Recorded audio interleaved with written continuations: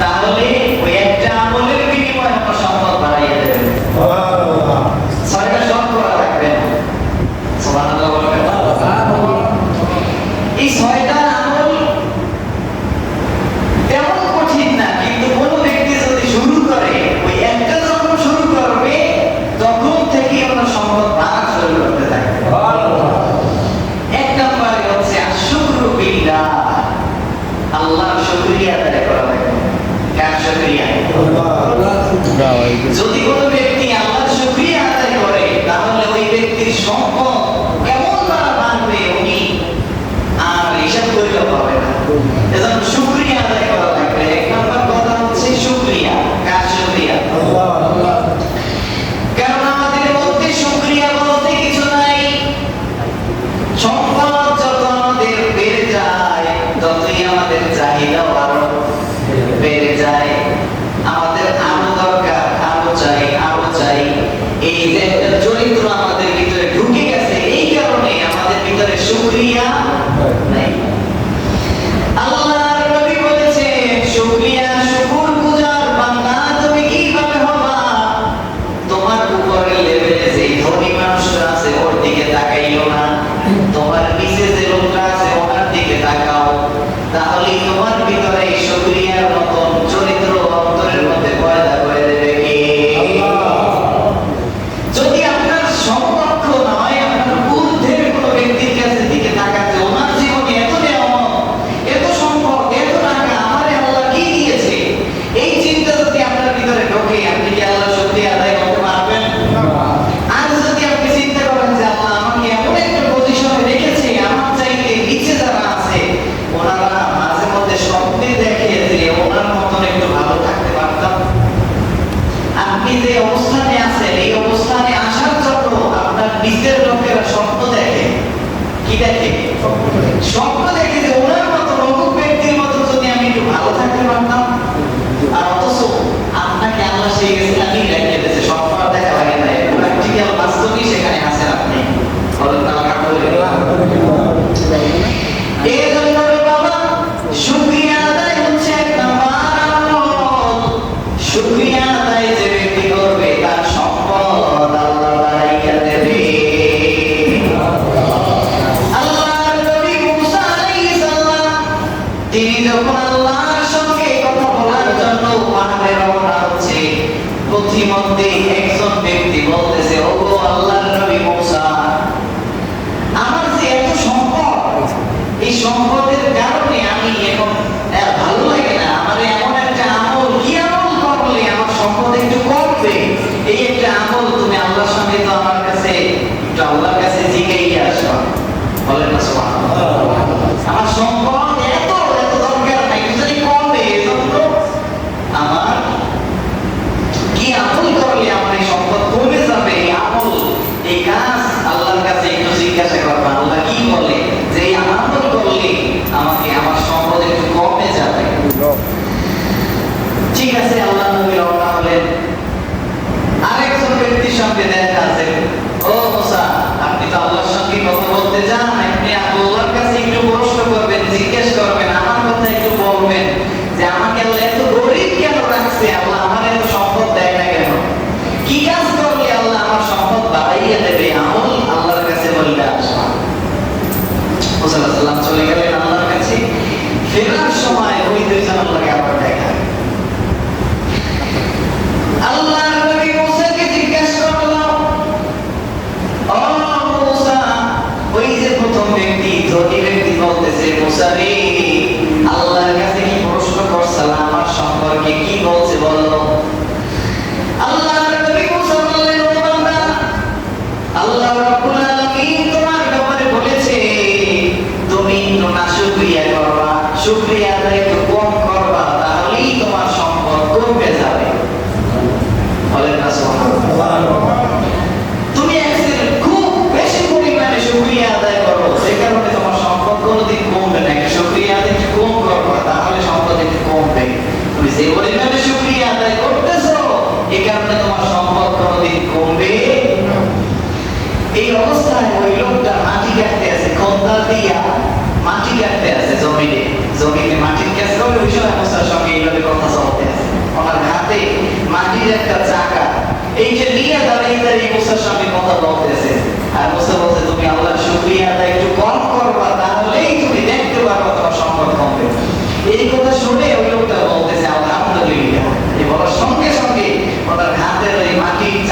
একটা স্বর্ণের চাকা দিয়ে গেছে। দ্বিতীয় ব্যক্তির সঙ্গে ওই গরিব অসহায় মানুষটার সঙ্গে দেখা। আল্লাহর নবীকে জিজ্ঞাসা করলেন, ও আল্লাহর নবী মুসা, আল্লাহ তাআলার কাছে কি তুমি আমার সম্পর্কে জিজ্ঞাসা করেছিলে? আমার সম্পদ বাড়ে না কেন? ওই অবস্থায় আমার মাথায় 100টা কলা নিয়ে বাজারে যাইতে আছে। ওই সময় মুসার সঙ্গে দেখা, মাথায় কলা নিয়ে বলতেছে, কি খবর? আল্লাহ আমার সম্পর্কে কি বলতেছে? কি বলছে? বলতেছে যে আল্লাহ তাআলা তোমাকে একটা আমল শিখিয়েছে, তুমি আল্লাহ তাআলার বেশি বেশি শুকরিয়া আদায় করবা, তাহলেই তোমার সম্পদ বেড়ে যাবে। ওই লোকটা বলতেছে, হ্যাঁ বেশিই বাকি, আর শুকরিয়াও বা আদায় করবো কি? আমার আছেও বাকি, শুকরিয়াও বা করবো। এই কথা বলার সঙ্গে সঙ্গে ওনার মাথায় যে 100 কলা ছিল, ওই কলাটার সঙ্গে সঙ্গে মাটিতে পরিণত হয়ে গেছে। এই জন্য বাবা, সম্পদ বেড়ে যাওয়ার 1 নাম্বার কারণ হচ্ছে আল্লাহর শুকরিয়া আদায় করা লাগবে। 2 নাম্বার কারণ হচ্ছে সম্পদের হক আদায় করা লাগবে। সম্পদ এর একটা হক আছে না নাই? আল্লাহ রাব্বুল আলামিন আপনাকে আমাকে যে সম্পদ দান করেছেন, সেই সম্পদের হক মানে সম্পদের শুকরিয়া আদায় করা লাগবে। 1 নম্বরে কার শুকরিয়া? 2 নম্বরে সম্পদের শুকরিয়া। এখন এটা কি? সম্পদের শুকরিয়া হচ্ছে বেশি বেশি দান সদকা করা লাগবে, তাহলে এই সম্পদের হক আদায় হয়ে যাবে। সুবহানাল্লাহ। আমরা তো দান করতে মনে চাই না। গত জুমায় আলোচনা করেছিলাম, জিবরিল আমিন বলে, ইয়া রাসূলুল্লাহ, আমি যখন 8বার জমিনে আগমন করব, যাওয়ার সময় ধনীদের মধ্য থেকে সৎ সাহস উঠাইয়া নেব। আর 9বার আর 10বার যখন দুনিয়ায় আগমন হয়ে যাবে, তখন আল্লাহ তাআলা কিয়ামত সংগঠিত করে ফেলবে।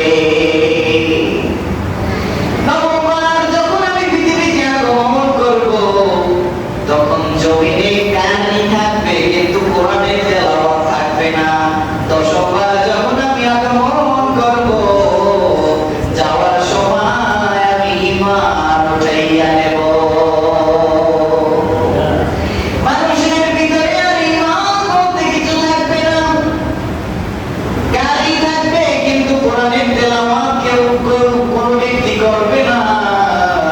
আর 8 নাম্বার মুহাদ্দিসিনে কেরাম বলেছেন, 8বার দুনিয়াতে আগমন হইয়া গেছে, আর 2বার যদি আগমন ঘটে যায়, তখনই আল্লাহ কিয়ামত কায়েম করে ফেলবে। এই 8বার আগমন হয়ে গেছে।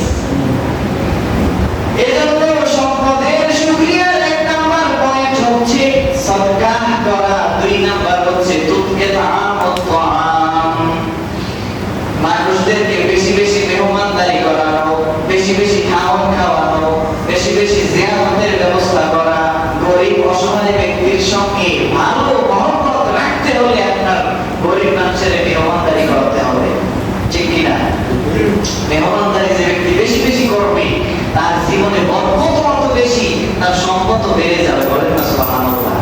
মেহমান দেখলে আমাদের মধ্যে অনেকে অনেক কষ্ট পাই আমরা, যে বাড়ি মেহমান আইছে, বাড়ির অবস্থা যা, আর বাজার নাই করে এই অবস্থা আইছে মেহমান, মেজাজ কি ওই সময় কি ভালো থাকে না খারাপ থাকে? গায়ে জ্বর হয়। ওই সময় যদি আপনি শুকরিয়া আদায় করতে পারেন, মনে মনে যদি এতটুকু বুঝতে পারেন যে না, এই মুহূর্তে আমার ঘরে অভাব আছে, আর মেহমান এই অবস্থায় আসছে, অবশ্যই মেহমান, নবীজি বলছেন মেহমান কল্যাণ নিয়ে আসে। আপনার ঘরে এই মুহূর্তে অভাব, অকল্যাণ, কিন্তু মেহমান আসে, তাহলে কি নিয়ে আসে? কল্যাণ নিয়ে আসছে। মেহমান আসলে যেভাবেই হোক ওই সময় উপস্থিত ভাবে খাদ্যটা একটু ভালো হয় কি হয় না? হয়। তো সম্মানিত হাজিরিন, মেহমান আসলে কোনোদিন আপনি রাগ হবেন না, মনে করবেন আপনার জন্য নিয়ামত আসছে, সম্পদ বেড়ে যাবে। সম্পদ বেড়ে যাওয়ার আরেকটা কারণ আপনার সামনে এসে গেছে, মানে অতি অচিরেই আপনার সম্পদ বেড়ে যাবে, যেহেতু আপনার বাসায় কি আসছে? মেহমান আসছে। দান সদকা করলে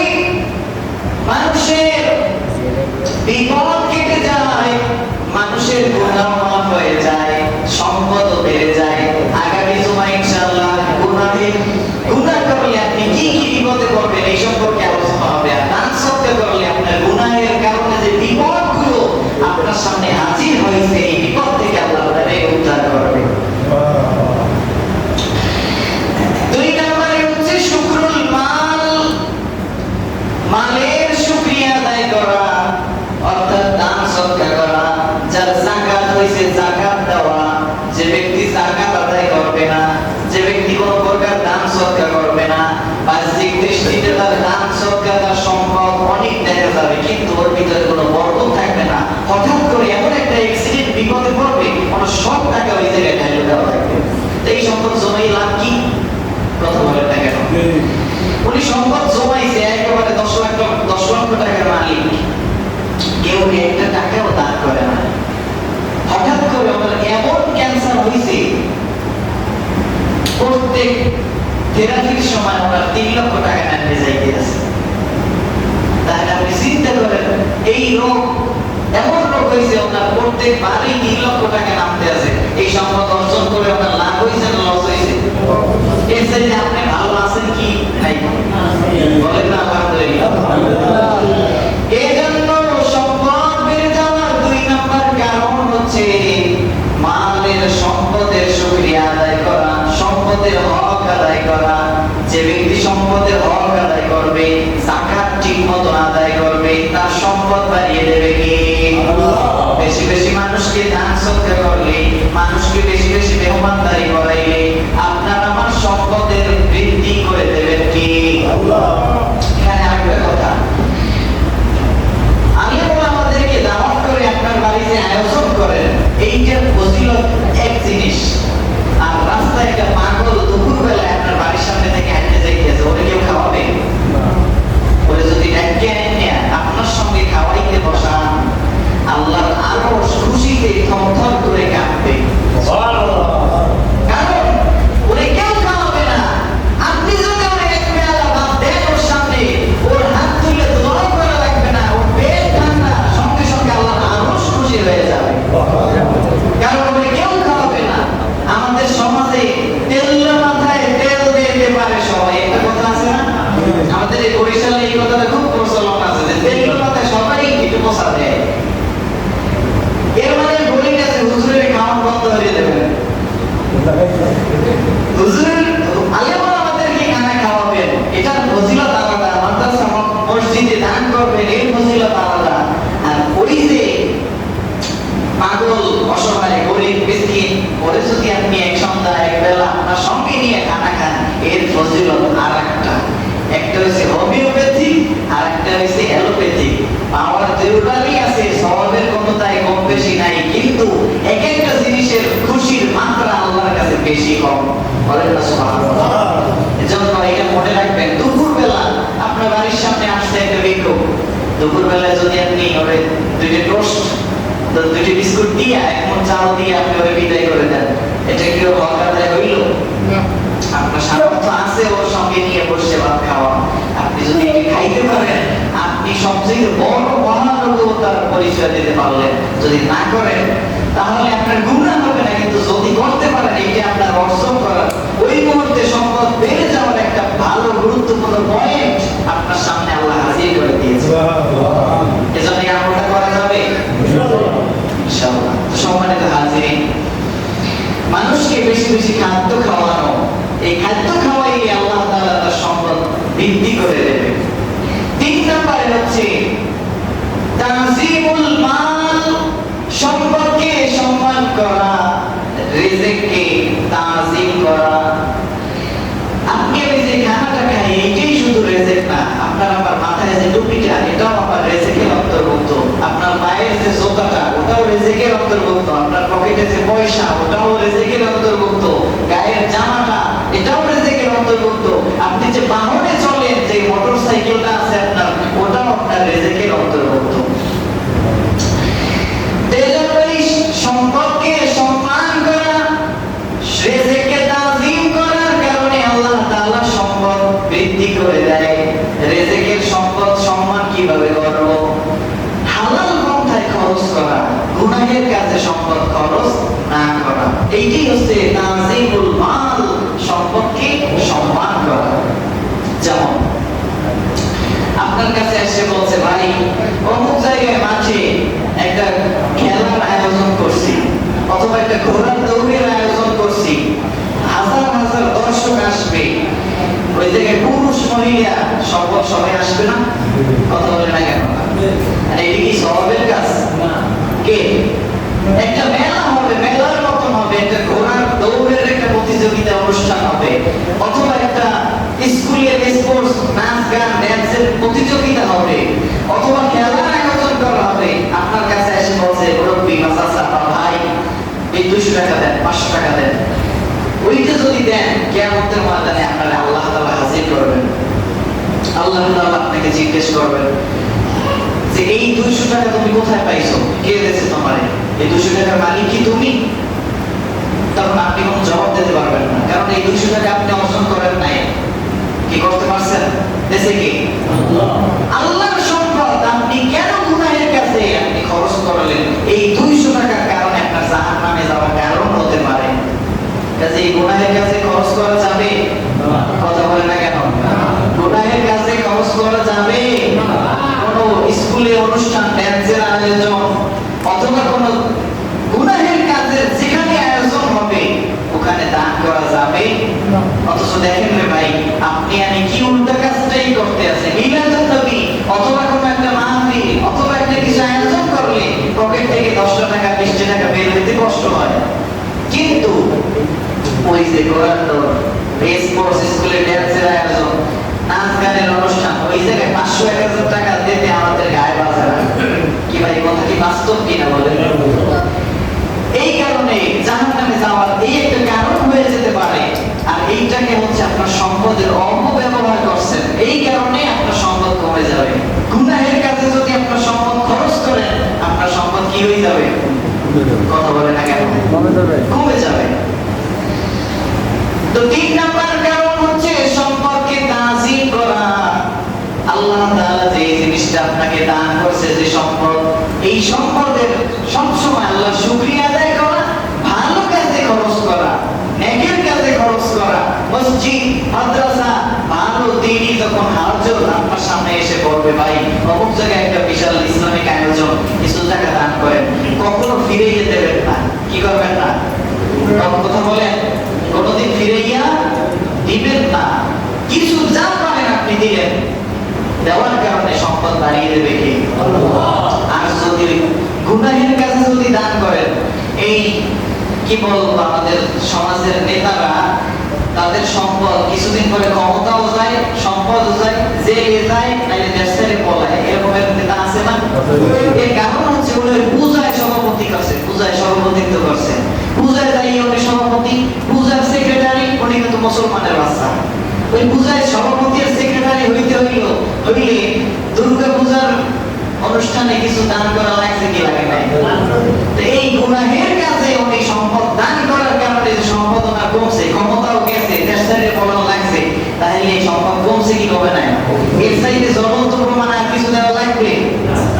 এই জন্য বাবা, গুনাহের কাজে দান করলে সম্পদ কমে যায়, আর নেকের কাজে যদি আপনি সম্পদ খরচ করতে পারেন আপনার সম্পদকে বাড়াইয়া দেবে কে? চতুর্থ নাম্বার হচ্ছে আপনি যদি নেকের কাজ করেন, গুনাহের কাজ ছেড়ে দেন, তাহলেও আপনার সম্পদ বাড়াইয়া দেবে কে? আর হুজুর বলেন কে? আল্লাহ। পঞ্চম নাম্বার হচ্ছে কাসবুল হালাল। আপনি যদি সৎ পথে হালাল ইনকাম করেন তাহলেও আপনার সম্পদ বাড়াইয়া দেবে কে? ব্যবসায়িক সোর্স ইনকামের জায়গাটা ছোট হোক কোনো সমস্যা নাই, ওখান থেকেও অল্প পুঁজিতে হালাল পুঁজিতে বরকত দিতে পারে কে? যা করবেন আপনি হালাল কাজ করেন, হালাল ইনকাম করেন, এই হালাল ইনকাম করার কারণে অল্প ব্যবসায় আল্লাহ তাআলা আপনার সম্পদ বাড়িয়ে দেবে। আর হারাম করলে আল্লাহ তাআলা আপনার সম্পদ কি করবেন? আগামী জুমায় ইনশাআল্লাহ আলোচ্য বিষয় হচ্ছে হারামের কাজ করলে কি কি বিপদে পড়বেন আপনি, এই পৃথিবীতে নরক জগৎ যে সমস্ত বিপদের সম্মুখীন হবেন এই সম্পর্কে আলোচনা হবে ইনশাআল্লাহ।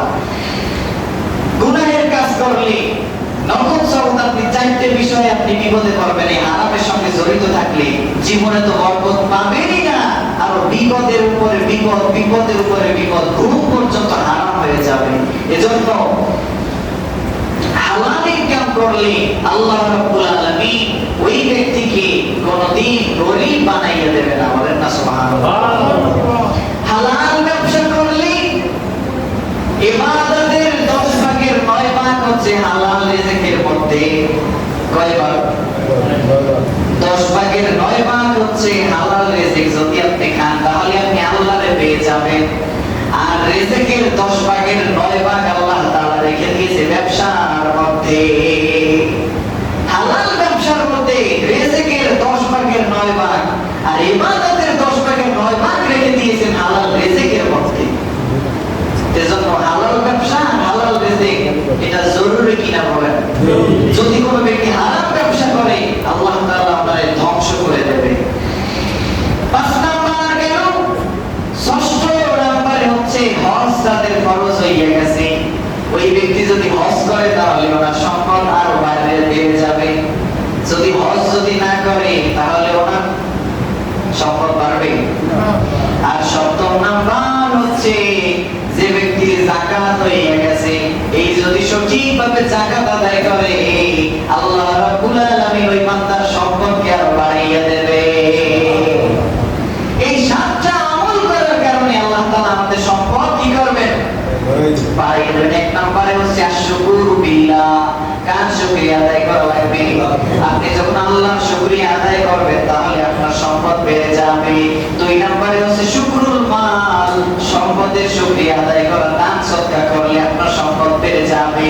3 নম্বরে হচ্ছে রিজিককে, সম্পদকে সম্মান করলে, গুনাহের কাজে ব্যয় না করা, নেকের কাজে খরচ করা, সম্পদ বাড়িয়ে দেবে কে?